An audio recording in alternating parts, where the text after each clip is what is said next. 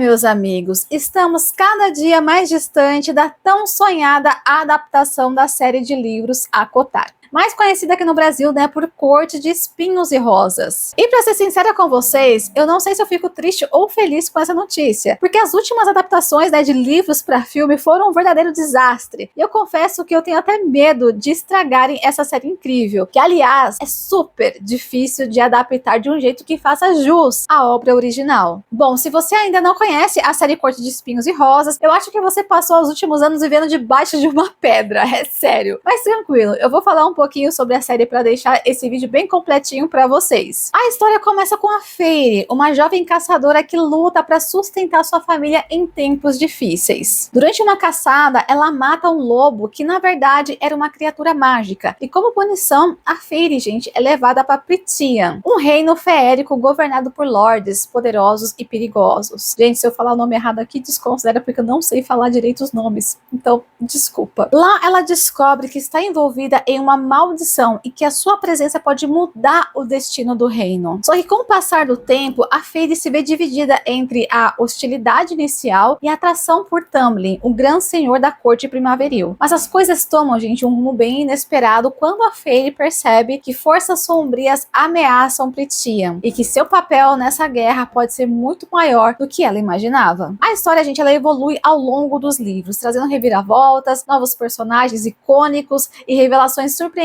sobre o mundo feérico. O segundo livro, que é a Corte de Névoa e Fúria, é amplamente considerado o favorito dos fãs, pois traz o Rhysand, o misterioso e carismático grande senhor da corte noturna. E eu, gente, sou totalmente obcecada pelo livro Corte de Névoa e Fúria. Gente, que livro é esse? Ele é simplesmente perfeito. Eu já reli ele tantas vezes que já perdi as contas, porque, nossa, gente, sem comentários.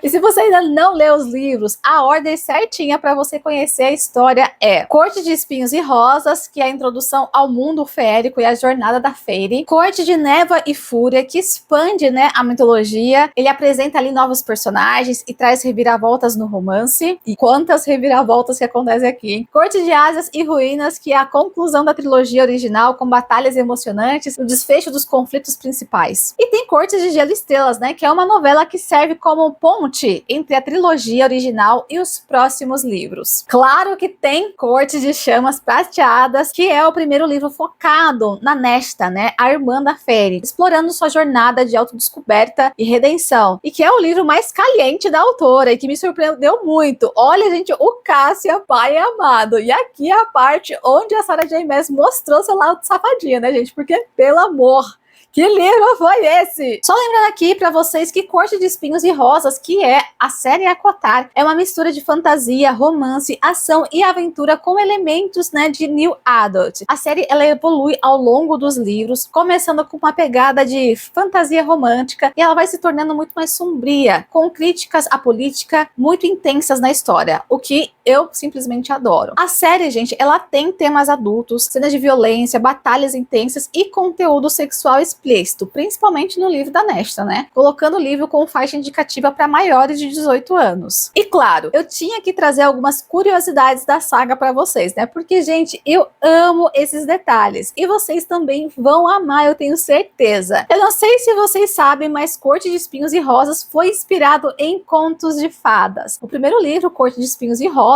foi inspirado no clássico A Bela e a Fera, mas com um toque sombrio e cheio de elementos da mitologia férica. Os livros seguintes incorporam inspirações de Hades e Perséfone, com a mitologia celta e lendas arturianas. E choquem como eu choquei, Feyre não era o nome original da protagonista. A Sarah J. Maas revelou que inicialmente a protagonista se chamaria Feyre, mas decidiu mudar a grafia para Feyre, para ficar mais original e visualmente mais bonito. Ainda assim, muitos leitores sofrem para pronunciar o nome. Dica, fala-se Feira. Até eu tenho dificuldade, gente, eu não consigo desvincular a forma da letra, da pronúncia nossa, com a forma certa de falar.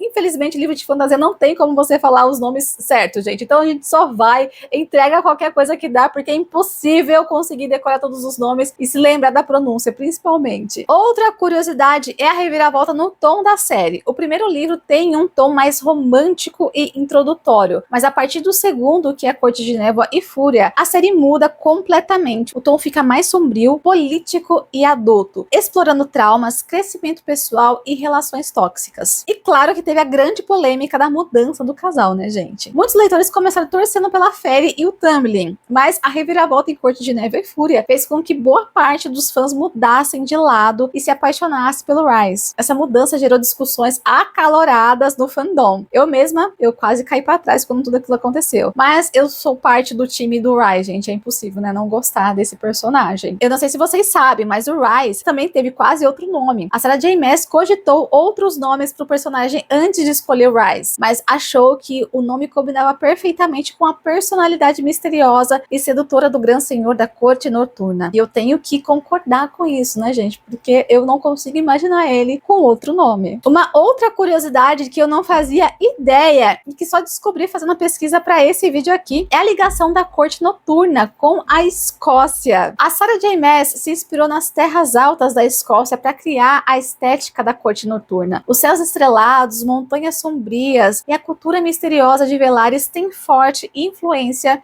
escocesa. E tem mais, a série vai continuar. A ACOTAR ainda não terminou, gente. A Sarah J. Maas já confirmou que novos livros estão a caminho, explorando histórias de outros personagens desse universo feérico. E tem teoria, né, gente? Porque se não tiver uma teoria nos livros da Sarah J. Maas, não é Sarah J. Maas. Tem gente que fala que a ACOTAR e Trono de Vidro são do mesmo universo. Os fãs da série teorizam que Corte de Espinhos e Rosas e Trono de Vidro se passam no mesmo multiverso. Pequenos detalhes dos livros indicam que as séries podem estar conectadas, principalmente, né, depois da Cidade da Lua Crescente, que é outro livro da autora. Essa curiosidade eu não fazia ideia e quero saber se você sabia disso, porque eu não tinha a menor ideia desse detalhe da história. Outro detalhe que eu achei sensacional é que os ilirianos foram inspirados em guerreiros espartanos. A cultura iliriana, incluindo os treinamentos brutais e os ritos de passagem, foram inspirados nos antigos espartanos, conhecidos ali, né, por sua disciplina militar extrema. E claro que a Sarah J. Maas, né, gente, tem seus segredos para criar histórias tão poderosas.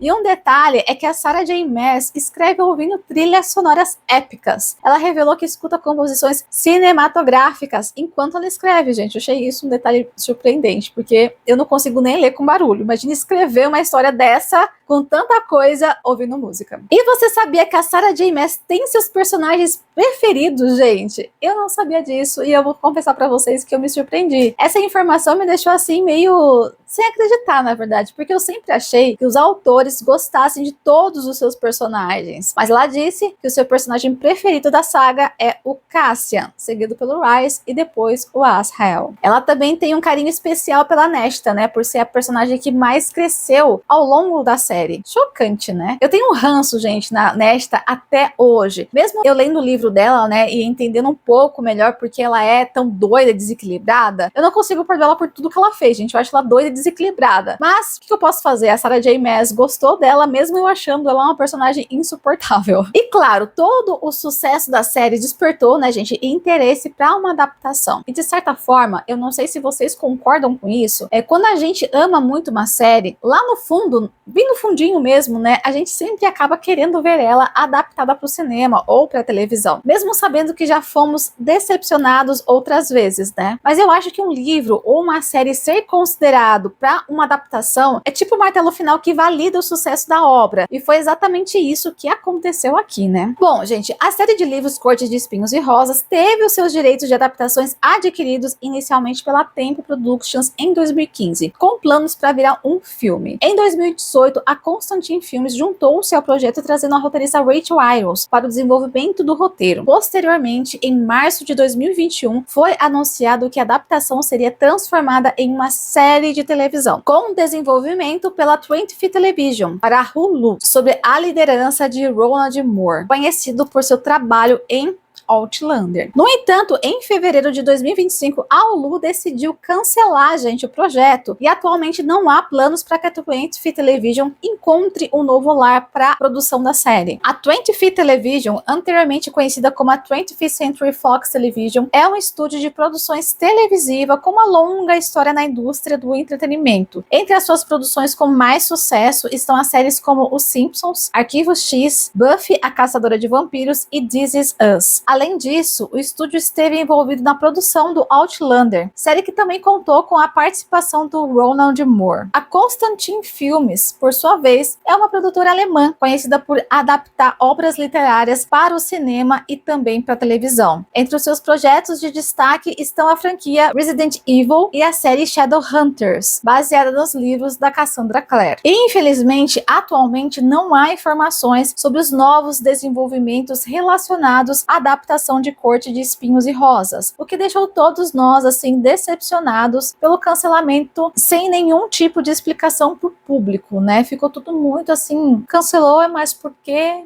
Para onde vai? O que a gente vai ter de informação? A gente ficou totalmente perdido no meio desse cancelamento da série. E apesar de ser horrível isso, gente, isso é muito comum de acontecer, por incrível que pareça. Conversando com alguns autores que tiveram ali suas obras compradas para virarem série de TV, eles me contaram, né, que o estúdio compra os direitos da obra e tem até 5 anos para estudar a viabilidade do projeto, os custos e até a dificuldade da adaptação. Eu confesso que eu fiquei muito surpresa com essa informação. Segundo uma autora, que eu não posso citar o nome aqui porque a série dela foi comprada para adaptação e o contrato exige total sigilo, então não posso falar nada sobre isso. O autor, ela me disse, recebe uma parte do valor ao assinar o contrato e o restante depois. Mas mesmo assim, não há uma garantia de que a obra realmente será adaptada nesses 5 anos. No caso dela, pelo menos tudo pode acontecer, inclusive da obra dela não ser adaptada para televisão. Eu acredito que por causa dos obstáculos como as greves de roteiristas e atores de 2023, a Hulu decidiu não seguir adiante com a produção. Atualmente não há planos para que a 20th Television ou a Disney procurem outra plataforma para a série. E apesar do cancelamento, os direitos da adaptação continuam com a 20th Television até o final desse verão norte-americano de 2025. Depois disso, gente, a Sarah J. Maas pode buscar outras produtoras ou plataformas interessadas em adaptar a sua obra. E claro que esse cancelamento, né, gente, trouxe um impacto sobre o universo de Acotar para os fãs e as especulações sobre o motivo desse cancelamento. Assim, né, gente, o cancelamento da adaptação de Cortes de Espinhos e Rosas foi um choque para nós que somos fãs da série Acotar e também fãs da Sarah J. Maas, porque sinceramente tudo que ela publicar a gente vai lá e consome, né? Desde o anúncio da série, a expectativa foi enorme, já que Acotar se tornou uma das séries de fantasia mais populares da última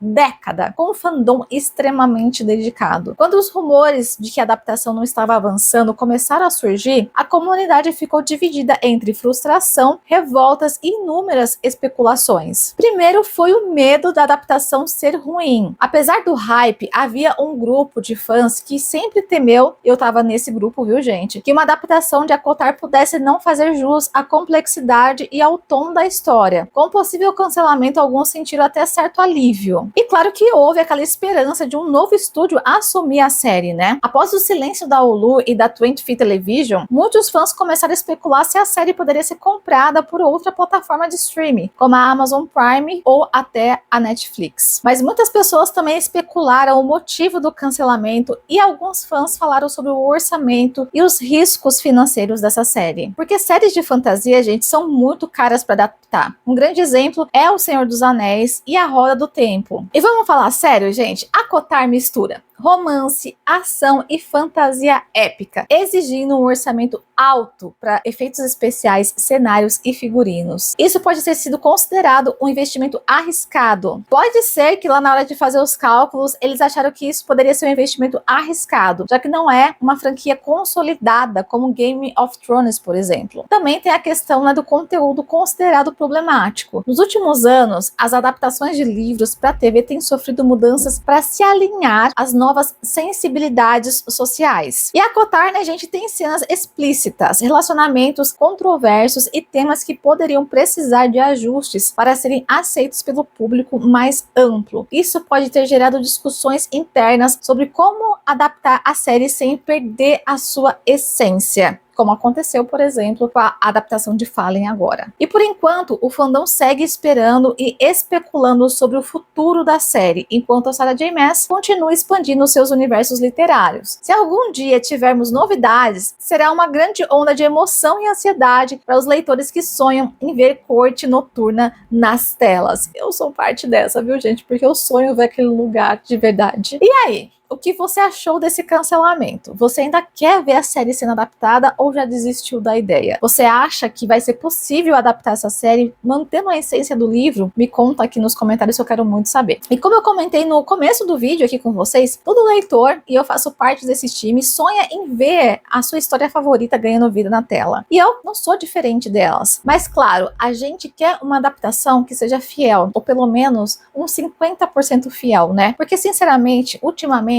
os estúdios andam destruindo as essências das histórias, mudando tudo de um jeito que tira até o impacto da mensagem original do livro. E já que estamos falando disso, bora conversar sobre as mensagens que a Kotar trouxe para mim e ver se faz sentido para você também, porque, gente, eu sou cheia de mensagens desse livro e eu vou compartilhar com vocês aqui agora. Primeiro é o crescimento pessoal e a autodescoberta. A Feyre, ela começa sua jornada como uma jovem humana, presa a uma vida de dificuldades, sem muita perspectiva ali, né? Ao longo da série, ela descobre sua verdadeira força. Ela aprende a se impor e a lutar pelo que ela acredita. A mensagem aqui é clara: você pode se reinventar, superar traumas e encontrar o seu verdadeiro potencial. Segundo é o poder da escolha e principalmente da liberdade. A história, ela enfatiza que ninguém deve ser forçado a seguir um caminho que não escolheu. A Feyre, por exemplo, passa por relacionamentos e situações onde sua liberdade é toda hora restringida, mas ela aprende a reconhecer sua própria voz e fazer escolhas que realmente a representam. A série, ela reforça a importância de tomar as rédeas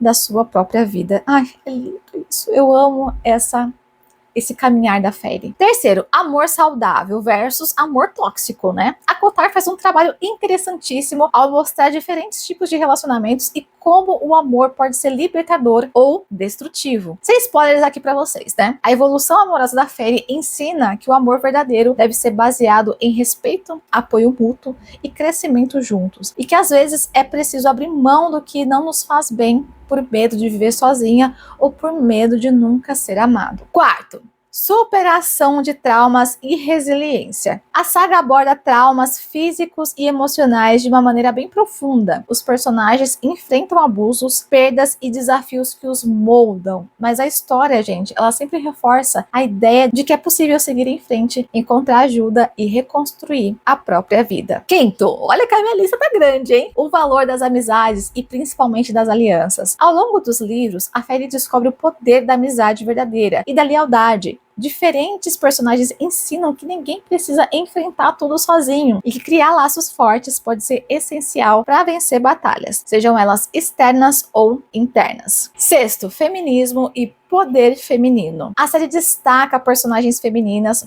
fortes, independentes e com narrativas próprias. A Feyre e as outras personagens femininas desafiam normas, tomam decisões difíceis e provam que mulheres não são apenas coadjuvantes em histórias de fantasia, elas são protagonistas de suas próprias lendas. Sétimo, sacrifício e responsabilidade. Muitos personagens em A Kotar precisam tomar decisões difíceis pelo bem maior, né? A série mostra que liderança e poder vêm com muita responsabilidade, que às vezes é necessário abrir mão de algo importante para proteger aqueles que amamos. Oitavo, encontrar um lugar no mundo. Muitos personagens da saga lutam contra a sensação de não pertencer a um lugar. A Kotar reforça que todos podem encontrar um lugar e um propósito propósito, não importa de onde você vem ou quais desafios você já enfrentou ou esteja enfrentando. No fim, Corte de Espinhos e Rosas é uma história de transformação, força e liberdade, nos lembrando que todos temos o poder de reescrever as nossas próprias histórias. Eu nem preciso dizer que a série me fez chorar rios, né, gente? Seja pela história da Fairy, do Rice e de todos os outros personagens que carregam perdas e marcas profundas de uma vida nada fácil, mas que com coragem e resiliência eles conseguiram transformar suas realidades e aprender a escolher a felicidade em vez da tristeza. E é uma loucura a gente falar assim de um livro que mexe tanto com a gente, que traz tantas mensagens no fim das contas, né, gente? Porque a gente fala assim, é só um livro, mas pô, não é só um livro. É uma história que mexe com a gente, que traz ensinamentos e que de muitas formas ela é muito real e que nos ensina tanto como tudo isso que eu fiz questão de colocar aqui para vocês. No fim, eu vou falar por mim aqui, gente. Eu fiquei decepcionada com o rumo das adaptações que eu assisti nos últimos tempos. Todo filme que eu assisti que foi baseado em livros não tiveram boas adaptações, principalmente nos que tiveram foco em fantasia. Tirando grandes adaptações, como O Senhor dos Anéis, que também teve suas diferenças, mas é uma boa adaptação. Até Roda do Tempo, né? Que eu amo, inclusive. Só que quando são fantasias épicas, você sabe que tem que ser um estúdio muito foda pra pegar a série e não acabar com ela. Veja o que aconteceu aí com a nova adaptação de Fallen, que foi um fiasco, gente. Foi assim, vergonhoso o que fizeram, desculpa, mas não dava pra passar pano. Até a nova chance também pra Academia de Vampiros. Nossa, eles conseguiram tirar como Fallen toda a essência da série. A única adaptação que eu assisti que realmente posso dizer que foi boa, que pouquíssima coisa ficou de fora, foi Como Eu Era Antes de Você. E mesmo assim não é uma adaptação de um livro de fantasia, uma coisa mais real com a gente, então eu achei que ficou muito próximo à mensagem do livro. Mas de restante, todas me decepcionaram demais, como Shadowhunters também. Não tem praticamente nada a ver com o livro. Eu sei que no fim acaba sendo uma grande decepção, mas talvez seja um resgate para que um estúdio bom realmente venha fazer um trabalho que vá fazer jus a toda a importância que Corte de Espinhos e Rosas tem dentro do cenário literário, porque é uma série que realmente merece uma adaptação que faça jus à sua história. E claro, que lembrando que a adaptação de ACOTAR é uma adaptação desafiadora e cara, né, gente? Com certeza vai ser uma adaptação muito cara. E sabe o que é mais desafiador? Você, depois de assistir a esse vídeo incrível comigo, ainda não está inscrito aqui no meu canal. Então, meu amigo, se inscreve, deixa aquele like maravilhoso e, claro, compartilha esse vídeo com algum fã da série para ele ficar por dentro de tudo. E por aqui, eu prometo trazer todas as atualizações sobre a série. Ah, e se você ainda não sabe quem eu sou a Jéssica Pertilli aqui do canal Biblioteca de Bolso e seja bem-vindo à nossa comunidade. Eu vou ficando por aqui, o vídeo também, e eu espero que a próxima notícia sobre a série seja maravilhosa e nos deixe muito felizes. Um super beijo e nos vemos em breve.